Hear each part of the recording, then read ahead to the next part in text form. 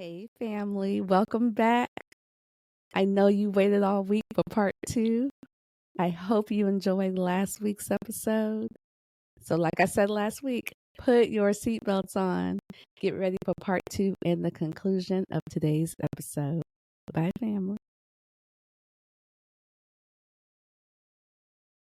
Safe space, we ain't never give a reason you should hide. Compile all your questions, we taking the quest. Join Tarsha on this journey to discover the rest. Go. Go figure. And she is the epitome of gaslighting. Right, because it's like it seems she like is the ultimate. she told torch thrower. herself that she did not adopt you guys, and that's what she went with. So, my children have grown up. My youngest daughter, who is my adopted daughter, is now pregnant herself. Mm-hmm. She is 20 and she is unmarried, and we are supporting her to the best of our ability. Mm-hmm. Keeping her in church, ready. I'm ready to be there. I'm ready to be your birthing coach. I'm ready to do everything. And, Mom, I had a habit of talking to her on speakerphone because I needed a witness for anything that she said. I needed Wow. I never talk to my mom unless I'm on speakerphone. And she had called that Sunday to find out about my daughter because my daughter wasn't in church, and she was like, how is she doing? And I said, she's in her third trimester, but she's still getting sick, and the doctor is putting her on a new medication, but the baby is moving around and the butterflies are just crazy and you can feel it. And my mom was like, what are you talking about? What are these butterflies? What are these butterflies? And I was like, Mom, don't you remember butterflies? That feeling, that fluttering of the baby moving and all of those things? And she's like, I don't know what you're talking about. She's like, I don't know what you doing or what you thinking. And I was on speakerphone, and it was interrupting my husband's program because I was kind of laying in bed, and he snapped. He turned around. He clicked the TV on mute. He turned around and he's like, hang up the phone. Hang up the phone right now. I'm sick and tired of you talking to her. This woman has never given birth a day in her life. And the day that you realize that and get off the pot and find your people, that'll be the day. So, Mouth is wide open. now, Oh my God. I was, what did you say to me? How did you say these things? So, here's a piece that I didn't mention. In 2018 for Christmas, my daughter had bought me an Ancestry DNA test. Not because she thought I was adopted. No, a lot of people just want to know where they're from. What's in my DNA? Yes, I know. My parents, I had a rich family history. I have stood at the gravesite of my grandparents and cried with my parents. I have visited our little villages and country homes that my father grew up in. All my aunts and uncles and cousins and second cousins. I know everybody. My daughter bought this because we were big, and every time somebody was born, we got on our Ancestry and put our new leaf on there. So this was purchased as a Christmas gift to solidify the rich history that we knew. And I was just kind of slacking off sending in my DNA because I don't really need to know anything. This is just going to be added to the thing. So it was February that before I even sent in that Christmas gift. Okay. This was March when my husband snapped on me. So you hadn't gotten it back yet, or had you? I had gotten it back. You're going to be shocked when I tell you this. I had called Ancestry DNA and told them, you guys are bogus. These kits are false. These kits are fake. Girl, I'm getting ready. You have my test mixed up with somebody. because I would open that kit. I didn't see anybody on there that I knew. I'd close the kit back up. I'd log on to the web page. I didn't know any of these names. I close it back up. It was I'm not getting me. ready to hang up Tasha, it on was you. not me. I'm getting It ready was to not hang up on me. you. It was not All me. right. It was not me. And your husband's like, okay. Okay. That's what we're doing. This is what we're doing. Yes. Until that Yes. day. And he hurt my ever-loving soul I know he to the did. core. I He know hurt he my soul to did. the core because we are we 30 something years into this marriage, and you're telling me today that you never thought she was my mother. You're telling me I never thought she was your mother. I asked you over and over when we started dating, is that your mom? I said, I know you asked me that, but I just thought you meant like in the But you know lighthearted. what? Is that your mom? Is that your mom? But I'm because, like you said earlier, that's what they said. That's what you believed, and this is what I'm going to live in. This is my I have reality. aunties, I have uncles, I have cousins. Grandma Ancestry raised DNA is me. Yes. crazy. They sent the Yes. wrong stuff. It's bogus. They're just taking people's money. I don't know who these people are. And my husband hurt me to my ever-loving core. Let me ask you, you must have not had any close matches. It must have been like cousins. Or,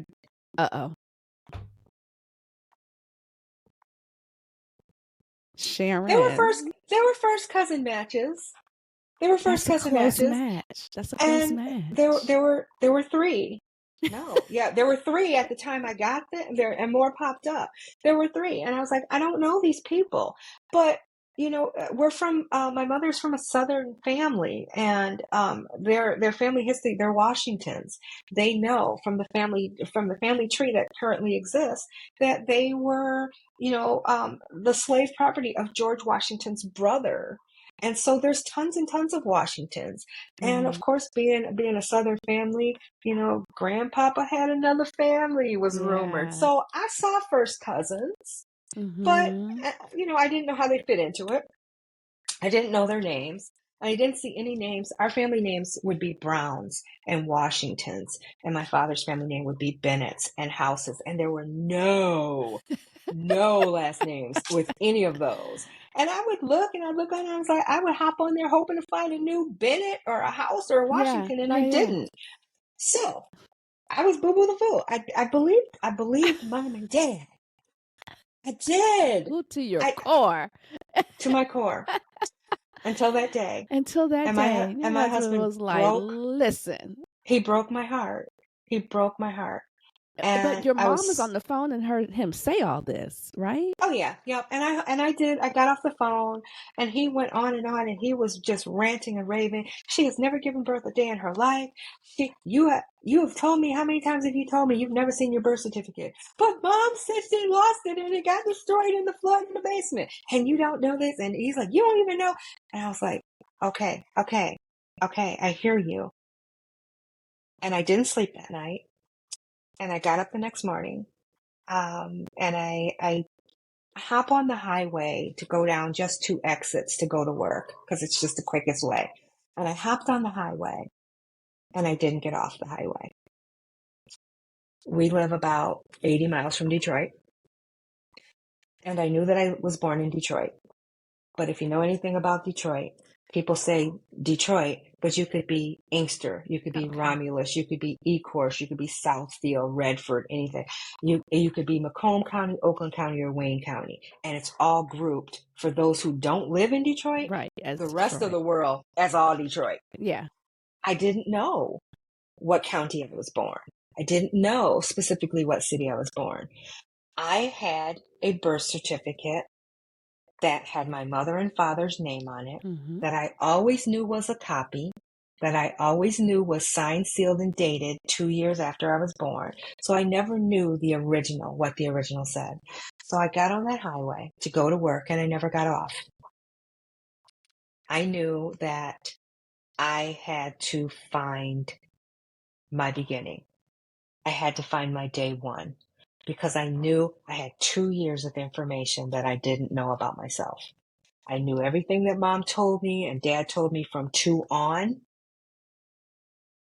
The answer is from 0 to 2, and I needed to find that. Right. So while I'm driving, I'm getting on the phone and I'm calling Wayne County circuit courts, trying to, get to birth certificates.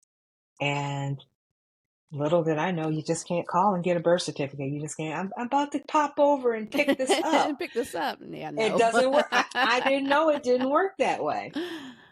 So the first one, they directed me to a website, and I was like, I'm driving. I can't do a website. The second one, I left a voicemail, and the third one, I called was Wayne County, and I could tell immediately was a sister in all her glory. And I could hear her neck popping in the phone call. She was like, girl, you just can't come and just show up at the door. You have to petition and you have to do this and that. And that's how you get it. So there's no point in you coming here. And I said, I just need to know what county to go to. If you're not the one, I won't bother you, but I need to know what county to even start. You don't understand. I don't even know that. And she's like, not understanding how you don't know what county you're born in.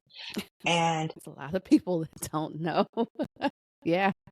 so in the meantime, the Oakland County had returned my phone call. I clicked over, I'm taking their phone call. This gentleman, I had explained to him, I'm driving. I now understand I need to petition for this. I need to pay for this. You have to do it online. I just need to know, are you the right county? And he explains to me his system is connected to the state. And so at least he can tell me what county I need to contact. Okay. And he does tell me. And it is Wayne County. So I kept on going to Sister Girl. I'm heading to you. Oh. Okay? You're not turning me around. I'm not stopping this car. Nobody knew I didn't go to work. My husband didn't know that I was on the highway heading to Detroit. My coworkers didn't know that I wasn't showing up. I'm heading to Wayne County Circuit Court. I need an answer, and then I will file whatever I need to file to get my documents. Right. Okay? I pull up, I get the address, and then I'm not in a very good area of Detroit. And then my guilt kicked in and I was like, oh my God, my husband's going to kill me. He doesn't know where I'm at. We don't do things like this. We don't disappear. I don't go out of town and not inform him of where I'm at. We don't track each other, but we do look in on each other, make sure that the little Find My iPhone dot hasn't stopped on the side of the highway, and I was like, oh my, he's going to kill me. You had stepped outside of yourself. Mm-hmm. So, and rightfully so.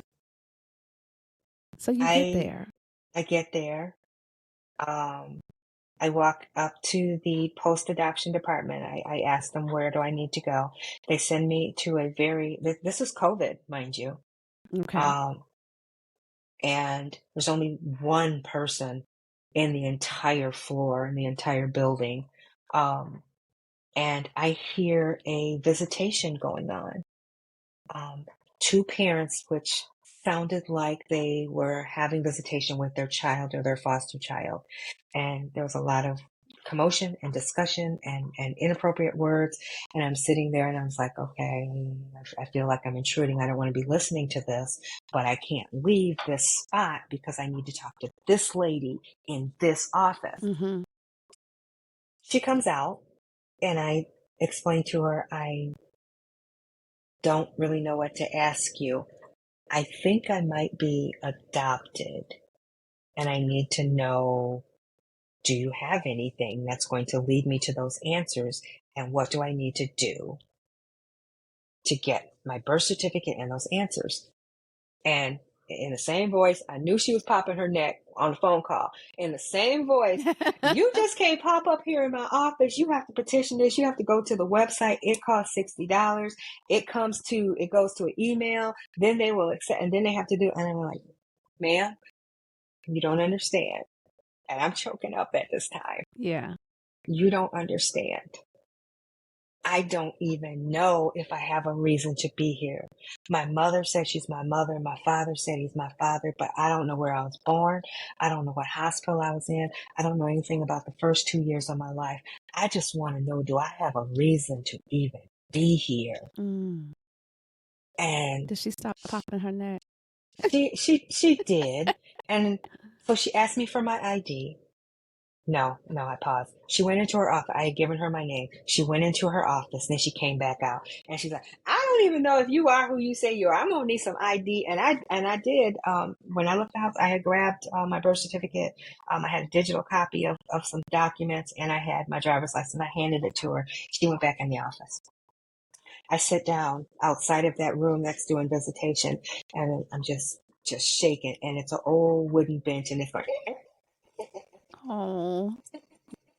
And I'm like, please don't let her have me. Please don't let her have me. And she comes out with like an old library card. Remember the old library Mm-hmm. cards when they check out your book and they Mm-hmm. open it up, and then all the people who would ever check out that book was in Yeah. there, and it was cardboard and it was yellowing because it was Mm-hmm. with age. And she's sitting and she's like, okay, well, Sharon, the good thing is you can petition for your documents. Everything is up in Lansing, and you don't need to go through me at all. You can go call straight to Lansing, and it's going to cost you $60. And I'm like, wait. Hold on. I heard it. I heard it. And I said, wait, do you have the right person? My name is Alicia Sharon. Did you look up the right person? My first name is Alicia.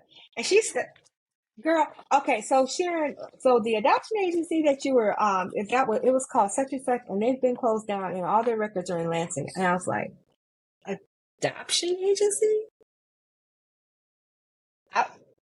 Wait, what? I was in foster care? I was in foster care? When was I in foster care? And she's like, I can't give you this information.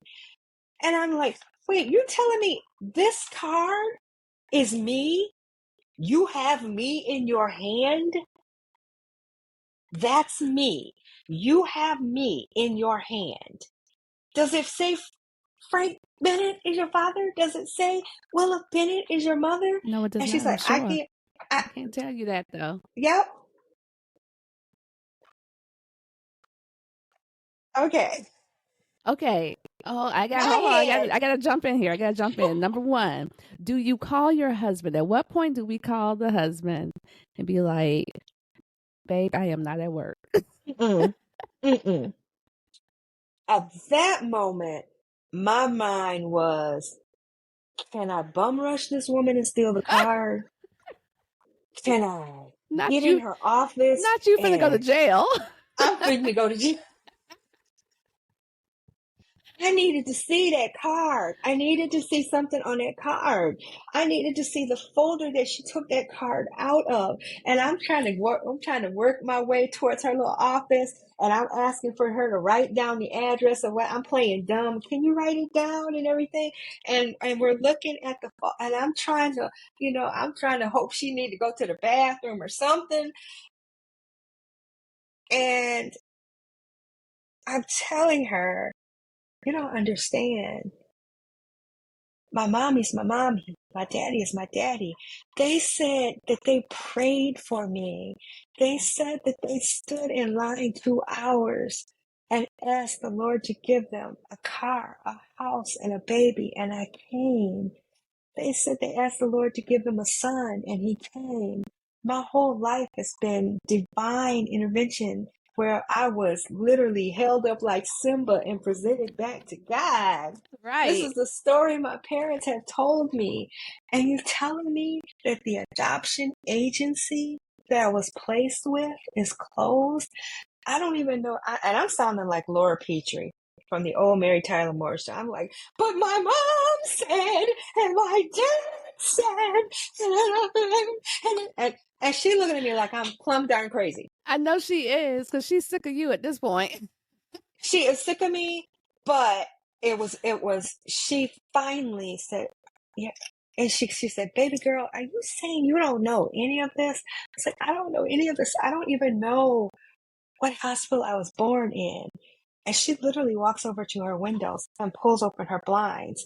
And she's pointing to the Henry Ford sign off in the distance. And she said, that wasn't Henry Ford at the time, but that's where you were born, right there.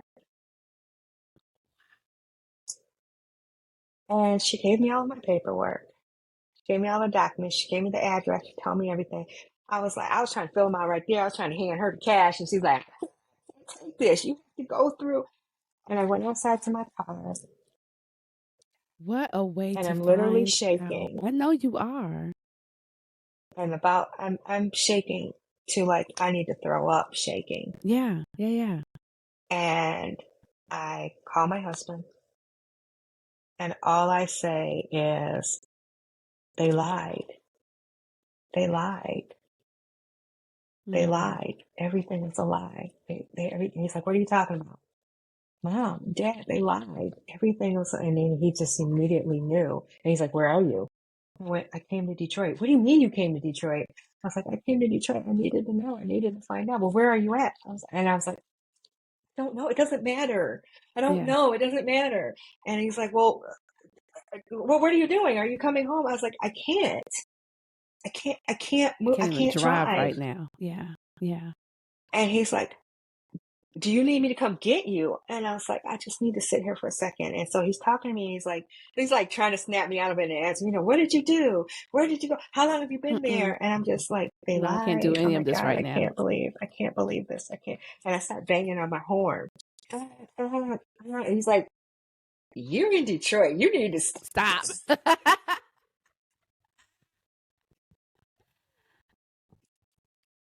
And I tell him, I'm gonna get on the highway and I'm gonna head back. And he says, I'm gonna get on that highway and we meet where we meet. Right. And we met around Metro Airport and sat in Cracker Barrel for about 4 hours. Right. Until I think I had said they lied enough times. Yeah. And then I went home. Call Mom? Nope. Not yet. God, okay. no. Not yet. God, no. Okay. Not yet. Just trying to my process. husband's shoulder. Soaked his shoulder. Went to work the next day. And did you let those people know you weren't coming to work? No, I didn't. I went to work the next day. I went into my office. I have my own office. I have several monitors. I had one screen looking like I was working. And then I had the other screen. And I opened up that Ancestry DNA test. Oh. And I started digging. That's a rabbit hole. You'll be there for hours. I had hours. I took hours. I took days and weeks. And I was firing off every email. I went through all the first cousins, all the second cousins. I went through, you don't know me, but we're a match on, and your leaf popped up. And I went through all, and I sent out, I think it was 72. I sent out 72 Ancestry emails within the first 24 hours. Did anybody respond? No. No. I had that happen at first. I was putting together the matches because I had figured out, if you open this box, you can see who they're also cousins with. And so I was starting to put everybody in their little categories. This person's a first cousin and they're also that first cousin and they're my first cousin. So that means that they're first. So I was putting everybody in their groups. Yeah, I was putting everybody in their groups. And oh my gosh.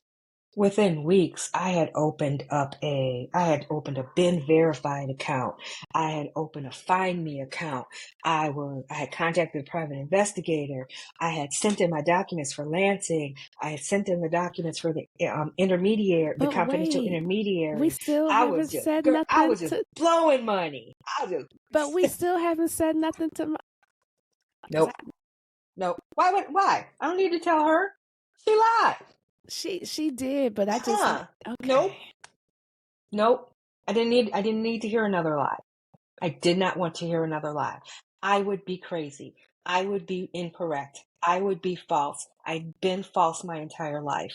I had been a liar my entire life. You're the liar. I'm not consulting you on this. You're not a part of this. Apparently, these aren't your people. So you don't need to know this. And I dug so deep. Yeah. And I had binders and I was cross-referencing and I got on every search engine Facebook page. I was popping and hopping. And did anybody ever respond? Like, you're doing all this digging and everything. Are you making contact with anybody yet at this point? As I wasn't getting any responses from Ancestry because, Okay. people get on there and then they don't follow back up. But Or they get on there and they have to have these sidebar conversations.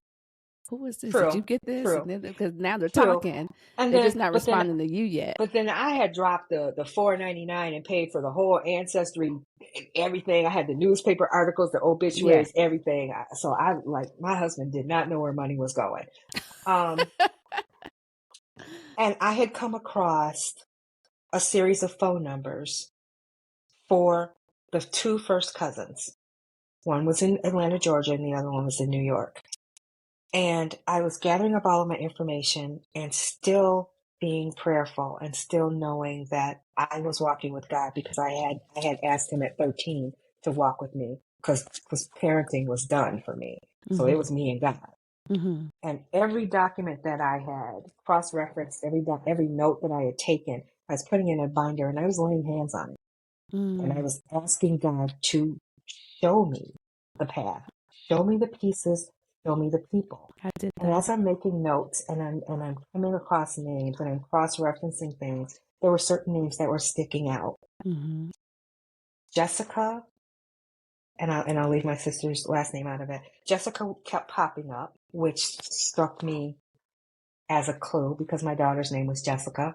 Hmm. And the only name I'd ever picked for my daughter was Jessica.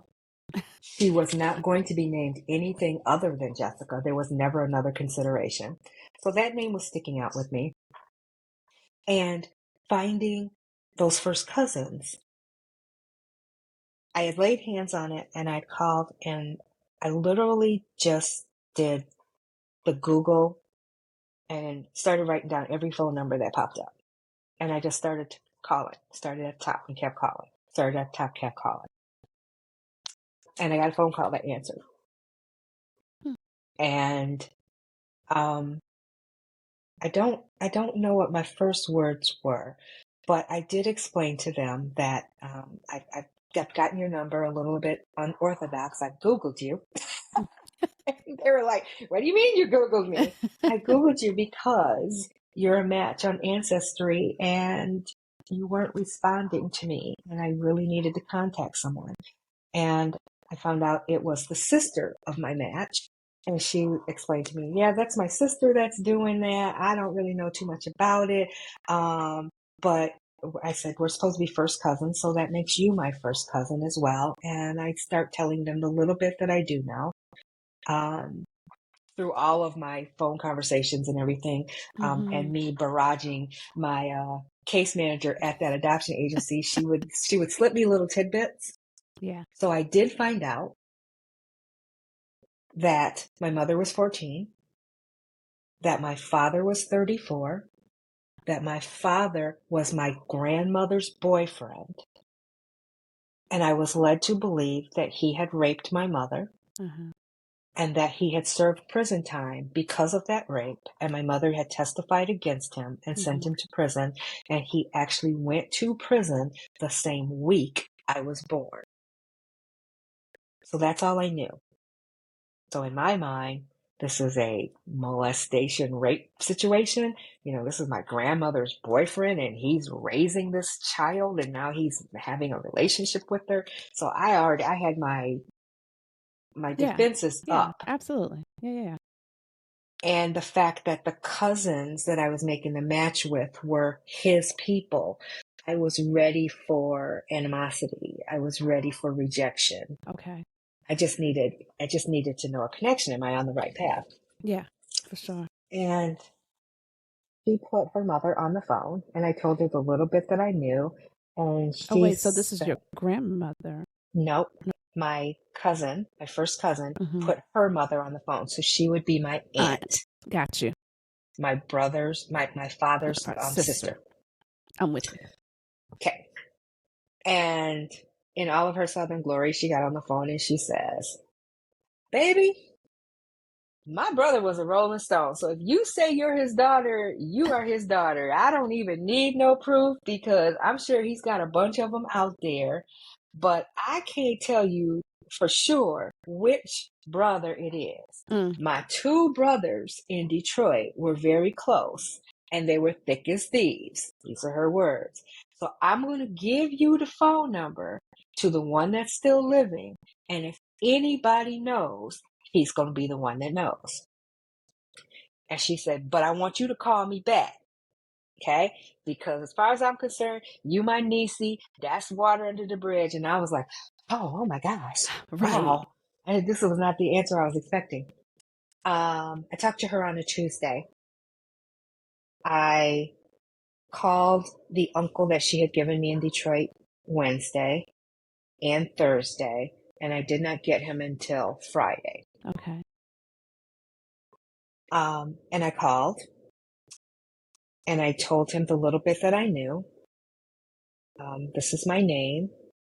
I believe that your brother may be my father due to the Ancestry DNA. And I had to explain to him how Ancestry DNA worked because he's an older man. He's not familiar with it. Mm-hmm. And he said, well, there's something about your story. He said, it's not coming to mind right now.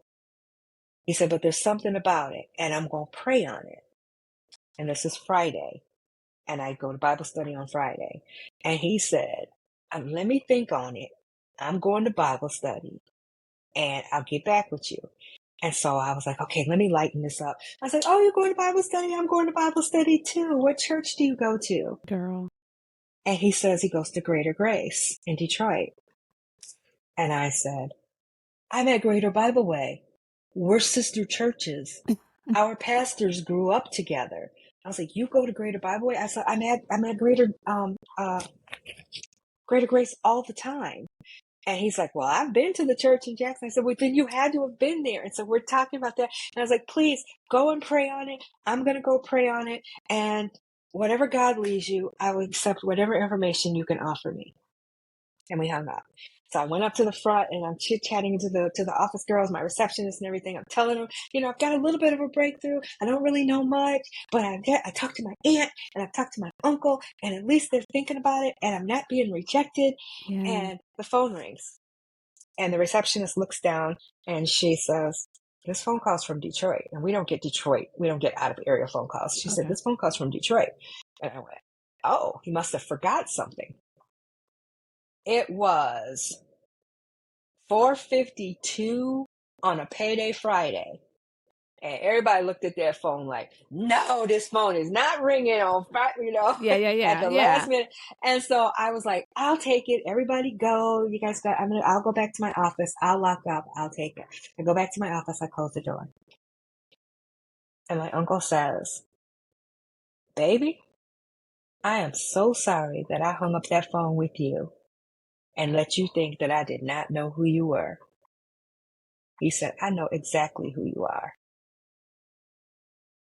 I'm talking like, did you just fall over? The lungs were snatched right out of me. There was no air. There was no breath. And I was like, no. No, you're going to have to tell me more. Right, I'm building up for a totally mistaken identity. Here you go. I'm going to need you to stop being in denial.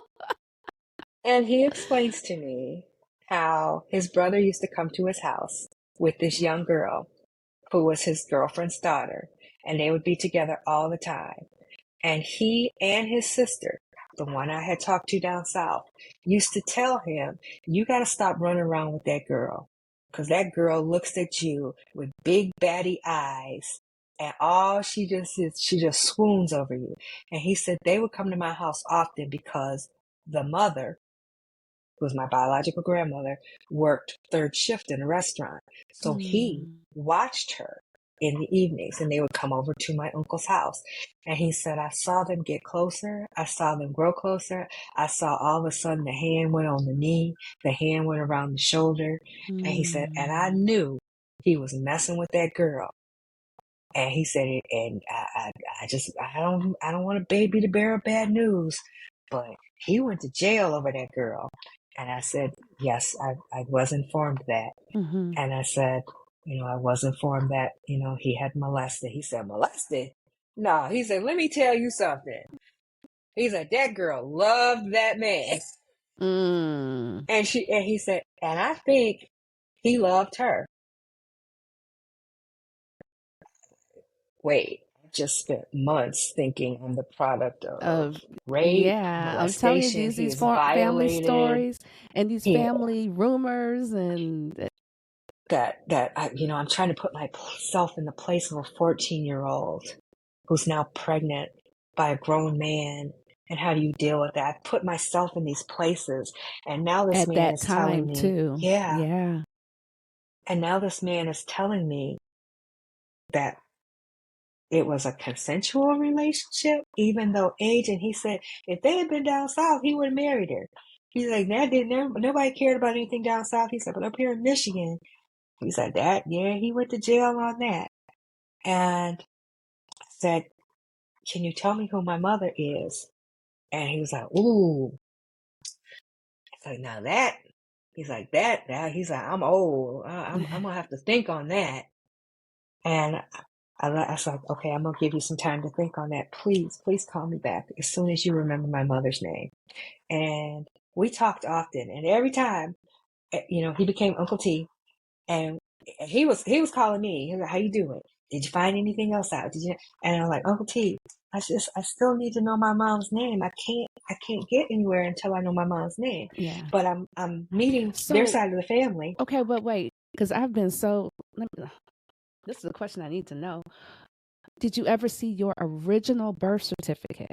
I have not seen it to this day. You have not seen it to this day. Okay. Not seen it to this day. Because the state of Michigan, tell me what the laws are in the state of Michigan surrounding that. You are supposed to be able to get it. You're supposed to be able to file for a petition and get it, especially if your adoption records are within holding with the state. Okay. If the adoption agency is still open, they control that. My adoption agency is closed, and my records are with the state. Right. But because of sloppy paperwork, because of sloppy documentation, they're telling me that my original birth certificate was destroyed. And I've been told that many times it was destroyed upon the request of the adoptive parents, so that there would be no evidence of a prior birth certificate. Okay. So my uncle could never figure out my mother's name. But for months, I was in relationship and bonding with that side of the family, and talking to cousins and talking to aunties and uncles, and still searching and still hoping for one shred that would direct me to my mom. Ancestry DNA, you haven't been able to put that puzzle together on that side. There's people, and I had names, but I didn't have anything close enough and tangible. There were people that were matching my notes and my documentation. Right. And subsequently, what had happened was my confidential intermediary, finally, my number had come up, and she contacted me and she says, I'm ready to start working on your case. I had explained to her, I'm already in reunion with my father's family. I know my father has passed away. I have a copy of his death certificate. And we are in reunion with his side. So I don't need you to do anything there. I'm good. And they're freely giving me the information. I only need you to work on my mother's side. And she explained to me that how they do it is they will reach out. And if the parent is still alive, they have the option to decline to meet you. They don't have to. And it depends on whether their adoption records were sealed and with no contest. And it turns out that she informed me that my mother never signed that. If you sign it, then they can't even contact her. But she never signed it. So they had the right to look for her and then ask her if she wanted to meet me. If by chance she had passed away, I then had the right to receive her death certificate, being her next of kin. I talked to the intermediary on a Thursday. By Monday, she was emailing me. And I once again, and once again, we're in denial. thinking, oh, there's no way she found anything. There's no way she's, You can find something really quick. And I opened the email, and she says, the email says, please be forthcoming that all of this documentation is being sent to you in writing. You will have all of the documentation. But I thought that you would be anxious to know that, unfortunately, I have discovered that your mother is deceased, and I am putting in the mail to you her death certificate and any identifiable information that had come with her. And in her letter was a screenshot of the death certificate, which I clicked on the PDF and blew it up. I need to see that name. And the name, Alma Jean, was all over my notes. Because Alma Jean with this last name, Alma Jean with that last name, Alma Jean was Jessica's mother. Alma Jean, I had all of these pieces, and Alma Jean had popped up at home. Because when I say I dig deep, I knew every car my father had owned. I knew every phone that he had with Bill. I knew every apartment he had lived in. I had his FOIA records. I had his police record. I had his prison records. So I had dots and lines and crisscrosses. And when I saw that name, I called her back, and I was like, oh my God, you don't understand. I know you're telling me she's dead, but you don't understand. I was right. You were right. I had it right here. I had her name right here. And I experienced something like that too. I had done what you did, and you do all the crisscrossing and the digging. You have all these names. And then when I finally made renew, I was like, I had it right. Yeah. I had it right. I just did. I need prayed, I had prayed over that name so many times. And it was okay that she was passed on. That wasn't, I wasn't even focused on that. I was just focused on, I am the daughter of Alma Jean and Herman. And I knew who I was. I now had my birth name. I now had my father's name. I now had my mother's name. I now knew where I was born. I had a declaration of me. Yes. And I went on to all my little search engine groups who everybody has been supportive. And I made, when you do your Facebook posting and you get all the colors and everything, we give you the pretty little one if you don't type too much. So I was like, I can't type too much because I want it to be pretty. I want it to be pretty. And I said, today I know who I am. I am Sharon Denise Atkinson, the daughter of Alma Jean Atkinson and Herman Felton. And I clicked and sent it. That's all I needed. I was done. That's all I needed. That's it. And whatever you get after that is just let the chips fall where they may. Yeah. Little did I know that my mother's children had been members of those search engines for many years. And they did not get on as often as they used to. But my sister Jessica had gotten on 3 days after I made that post and saw her mother's name and tried to message me. And because we weren't friends, I'm not a big Facebook Messenger person, so I wasn't seeing the pending incoming message. And her son was he was clicking on the buttons that said, this is her daughter, this is her son. He's messaging all together, of my kids. And my daughter, the adopted one that started this whole mess, was the one that received the phone call from her cousin. She calls me, mind you, she's still pregnant. She calls me And she's like, Mom, I need you. And I'm immediately thinking something's wrong The with the baby. baby. Yeah. And I'm like, what's going on? And then her boyfriend, the baby's father, is calling me. And I was like, oh my God, something is really wrong because he's calling me. And I'm like, well, what do you want? And he's calling me to tell me that she wanted something to eat. And I was like, oh, girl, I'm like, and so I didn't answer her phone call because I thought she was calling for the same thing that her Yeah. boyfriend was calling. And so I went and got her food and I was heading over to her job and she's standing in the middle of the street, jumping up and down, and she sees my car coming and she's pointing and she's jumping up and down. And I get to her and I was like, girl, what what is are wrong with you you? doing? Why are you out here jumping up and down like this? And she's like, Mom, he's on the phone. He's on the phone. And I was like, who's on the phone? She's like, your nephew. I was like, Jackie, this boy just trying to hook up with you. I was like, this young boy is Why? not trying. You I don't am believe in not talking. nobody. But I am not talking to this boy. This boy gonna have his mama calling me, talking about I'm trying to be a cougar. I'm not talking to this boy. No, he contacted you. You keep on talking. She's like, Mom, it's legit. He saw your post, and I was like, oh my God. And so she's like, yeah. And so she shoves the phone, and I was like, oh my goodness. And I pick up the phone, and a woman's voice is on there. It wasn't a young man's voice. And the woman says, Sharon? And I say, Jessica?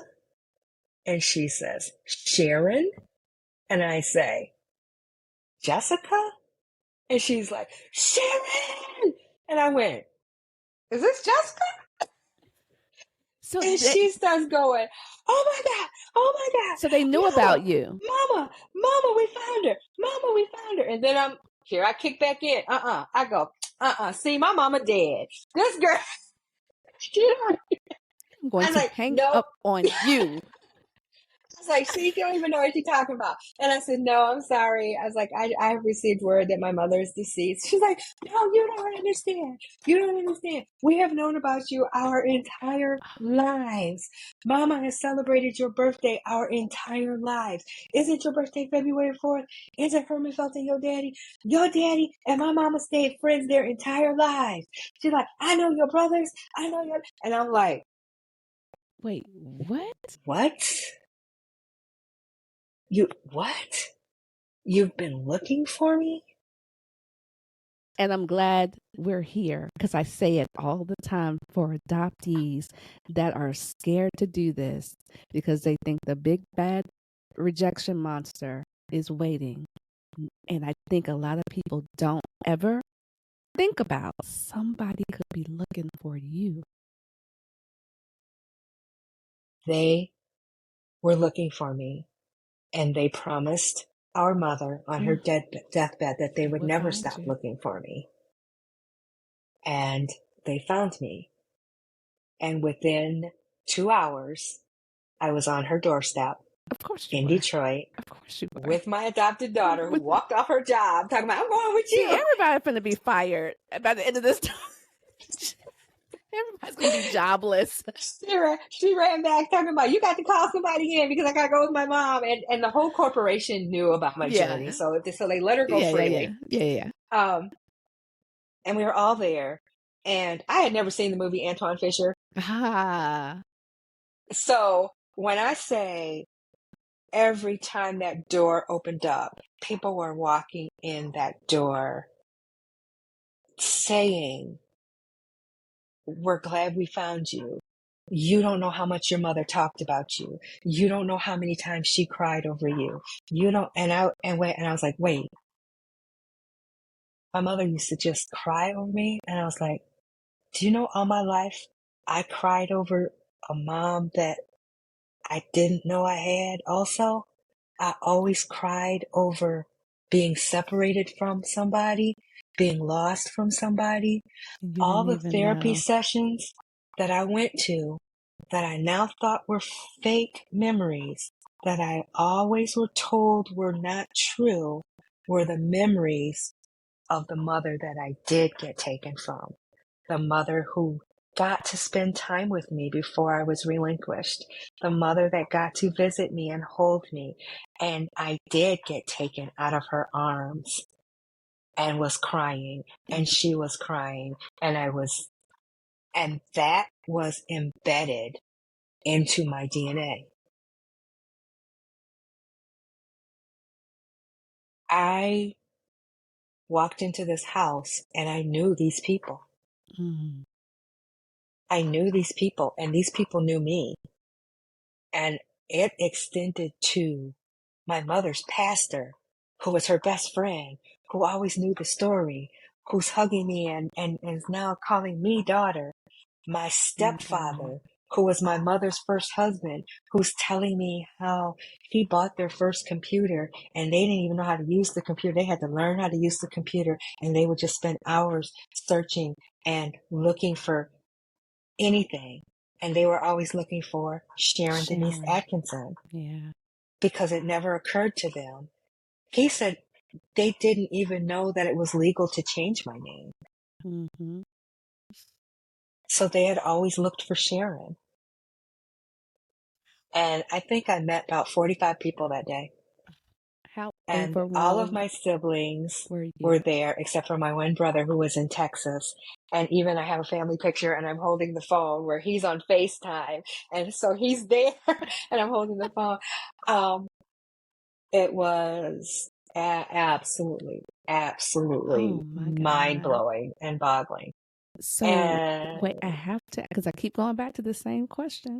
Nope, didn't tell her. You're better than me, because I would have been like, this is what it is, goodbye. You're better than me. I would have had to get that off my chest. My mother is 96. So at the time, she was 91, 92. I think she was 92 by the time I had found all of this out. She's still with us. Yeah. She's still tormenting me daily. Okay. She's still gaslighting me. Gotcha.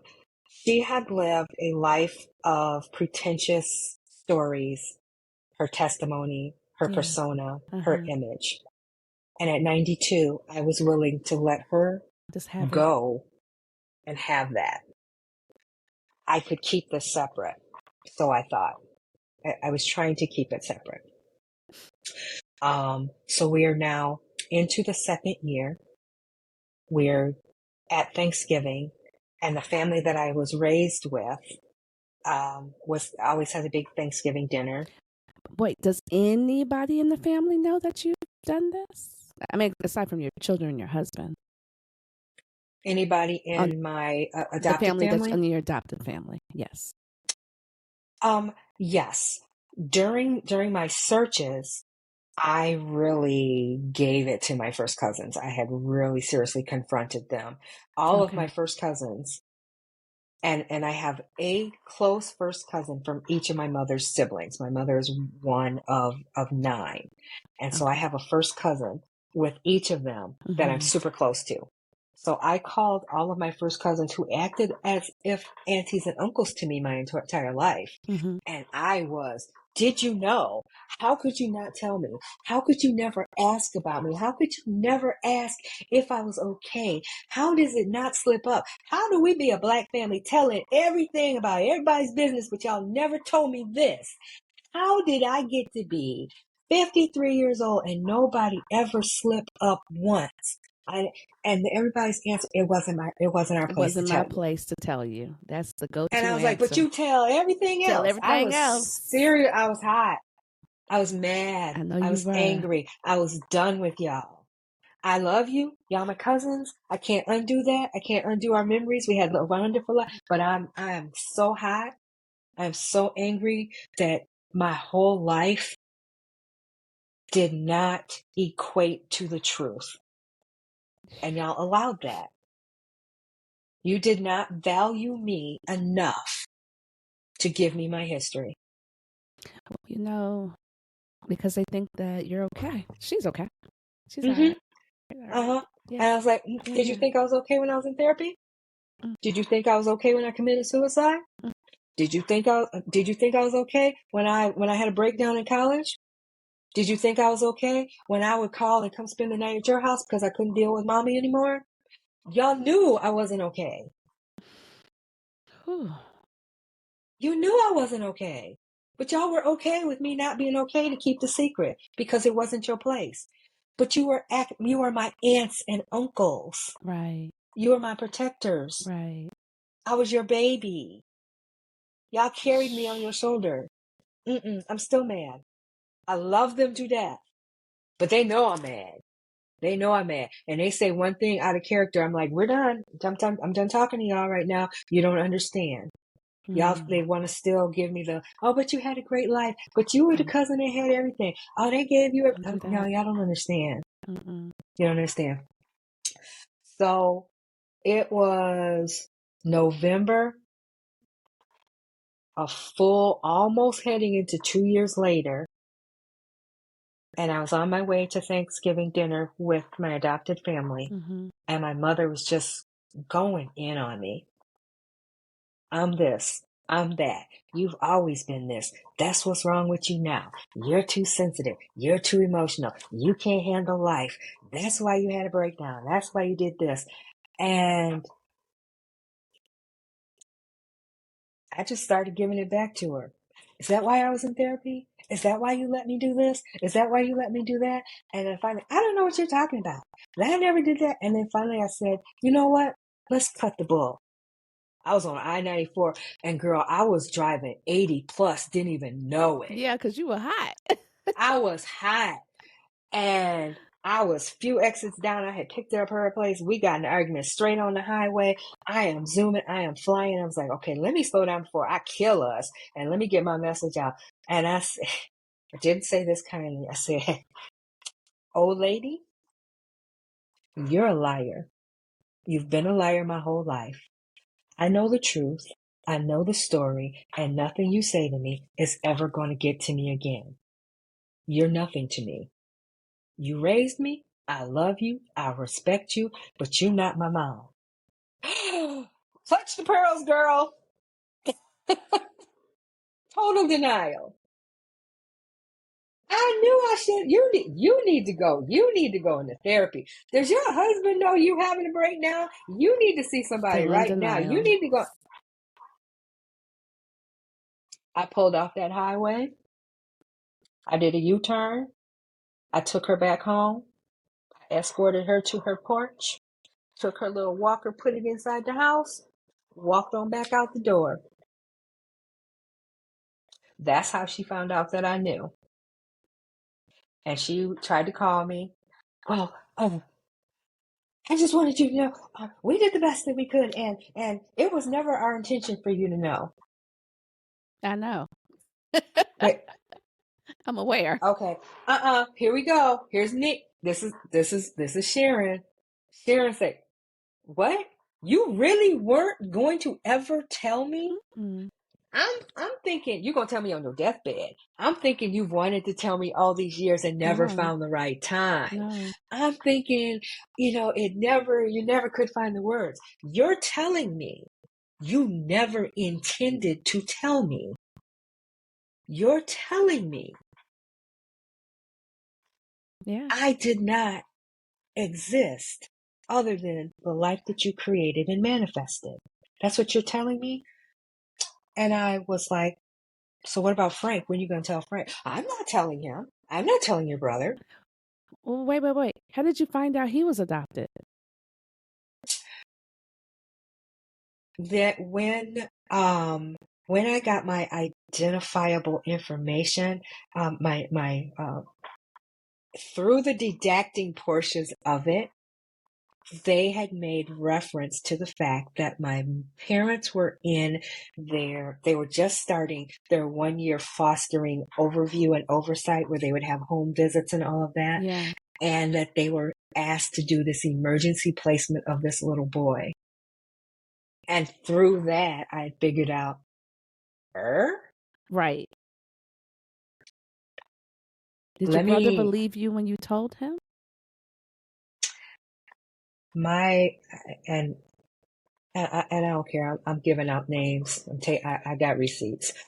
My brother is named Frank Bennett III Mm-hmm. after our father. Mm-hmm. That was really hitting me as to how do I call him?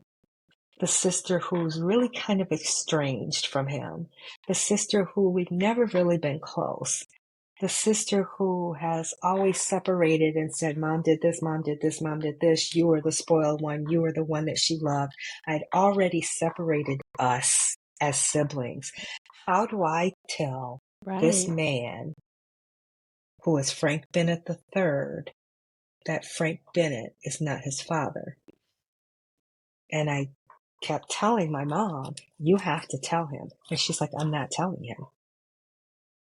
He has to know. This is on Facebook. I have people asking about the journey. I'm in talk groups. He's going to find out. He's asking me questions about me. I need to tell him, you need to find your people also. And she refused to tell him. So I had to tell him. And he hung up. He did not want to hear about it. He acted as if it was insequential to him. He's like, well, what you're telling me is I came straight from the hospital, so I didn't know anybody else. And the way I look at it is they saved my life and they took care of me. So there's nobody for me to look for because you're telling me that your mother wanted you. My mother didn't want me. So why should I look for somebody who didn't want me?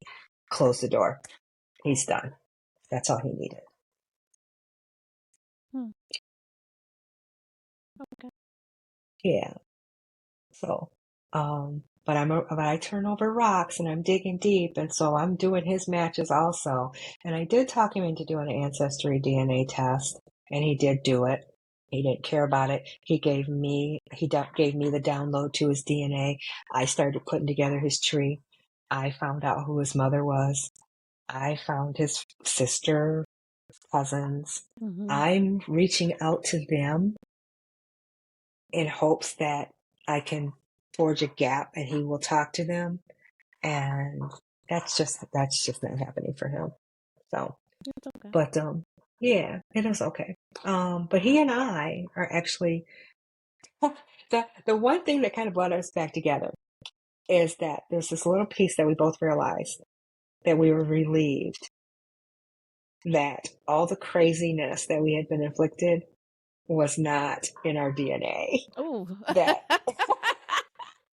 that we would not Yeah. be that crazy. See that. You're right. Okay. It's a win. That genetically we're good. Right. You know, and that we had in common. Because I said it and he said it, and then we were both like, I know, right? Oh my God. And so we've been in a much better place bonding over that. But no, I talked to my adopted mom today. And as we flash forward to 2024, yeah, I am now responsible for being her caretaker in her last few years. And I recently, just this December, had to place her in a nursing home, and she condemns me to hell every single day. Okay. But I know that I'm still doing what's right and what's best, and I'll never dishonor her. Mm-hmm. I will never disrespect her. There's some days where I fight back and go, yeah, okay.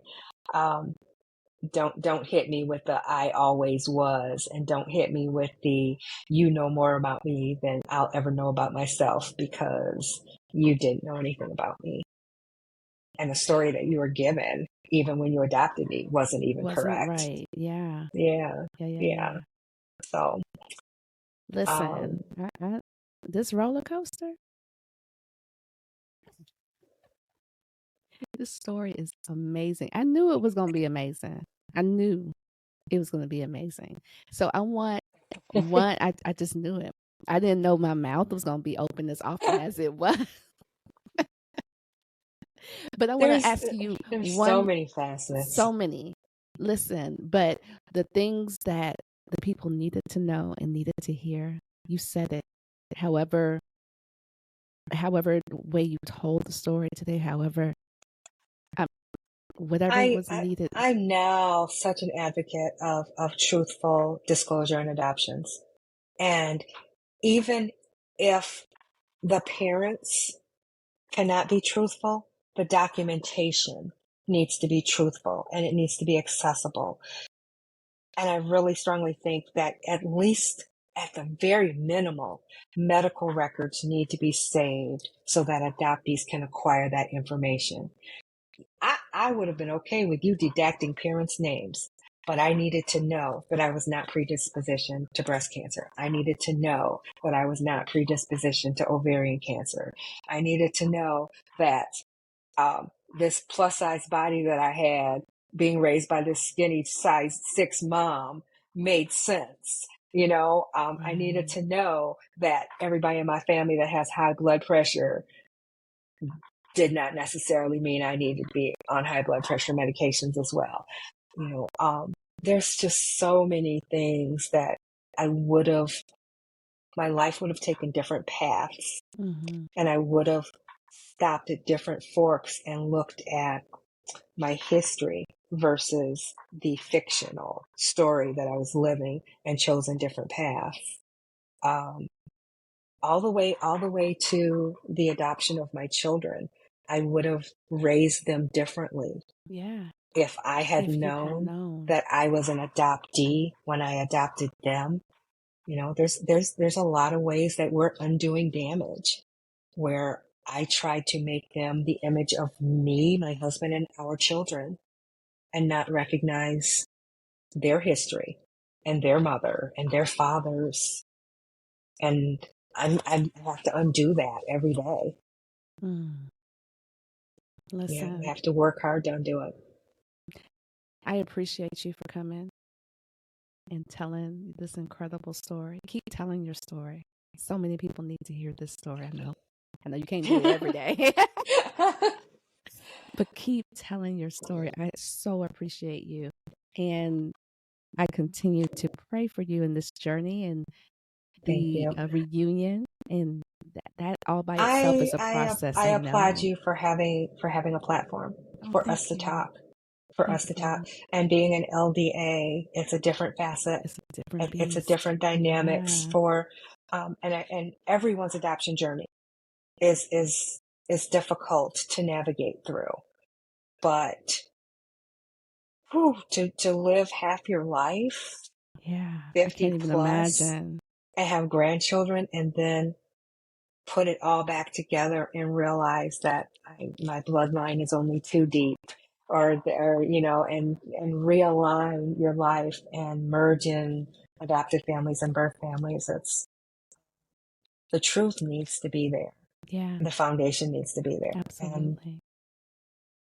And my biggest, still to this day, my biggest regret is not having that physical birth certificate, that tangible. I hope that someday, and I do. I still send another $60 to the state, hoping that one day they'll find it. Yeah. One day they'll find it. I don't believe it was destroyed. But I'm glad you do have the information. You have the names. You have the hospital. Yeah. I have the story from the people who were there, and that's more important. Absolutely. Right? Yeah. Again, thank you so much for coming on. And hang on one second. Until next week, bye, family. Journey on. You need a pie with the good. Oh yeah, what's the one?